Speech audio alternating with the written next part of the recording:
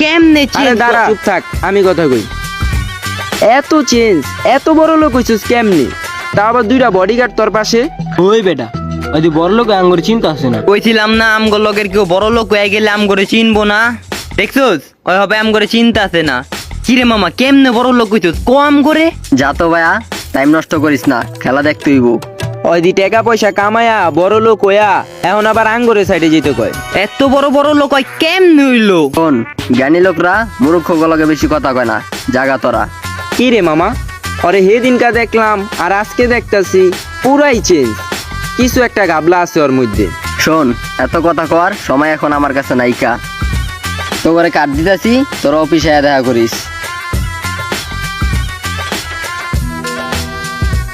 ওই বেটা এই যে কর দুইটা নাম্বার। আসলে আসলেই তো মামা। ওরে রে নামটা কি দেখছোস? হয়তো মোবাইলই চালাইতো না, আর এখন দুইটা নাম্বার হয়ে গেছে ঘর। ওর অফিসে যে আমরা দেখা করমু। চল। আমরা কিন্তু অফিসে যে দেখা করমু।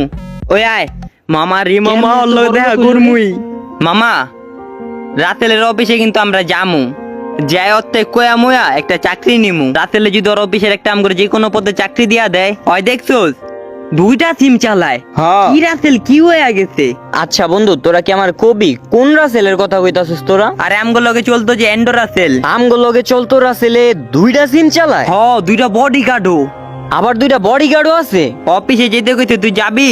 তাহলে মামা আমি অফিসে যামু, আমি অফিসে যাই একটা চাকরি লমু। হ আমিও তো এটাই কইতে চাইতাছি।